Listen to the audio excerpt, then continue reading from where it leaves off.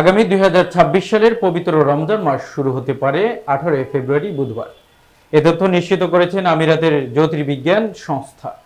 তারা হিজরি 1447 সনের শাবান মাসের 29 তারিখ সূর্যাস্তের সময় চাঁদ দেখা যাওয়ার সম্ভাবনা উল্লেখ করেছেন। যদিও ওই দিন চাঁদ দেখা যায়, তাহলে পরদিন থেকেই রমজান শুরু হবে। তবে চূড়ান্ত সিদ্ধান্তে দেশের ধর্মীয় কর্তৃপক্ষ চাঁদ দেখার পর ঘোষণা করবে। রমজানের শুরু এবং শেষের তারিখ দেশভেদে কিছুটা ভিন্ন হতে পারে, যা নির্ভর করছে স্থানীয় চাঁদ দেখার পদ্ধতির উপর। রমজান মাস ইসলামী হিজরি বর্ষপঞ্জির নবম মাস এবং মুসলমানদের জন্য সবচেয়ে পবিত্র সময়। এ মাসে মুসলিমরা ফজরের আগে সেহরি করে রোজা শুরু করেন এবং সূর্যাস্তের পর ইফতারের মাধ্যমে রোজা ভাঙেন। এ মাসে কোরআন শরীফ নাজিল হওয়ায় এর গুরুত্ব আরও বৃদ্ধি পায়। রমজানের গুরুত্বপূর্ণ রাত লাইলাতুল কদর বা কদরের রাত পালন করা হয়, যা হাজার মাসের চেয়ে উত্তম বলে বিশ্বাস করা হয়।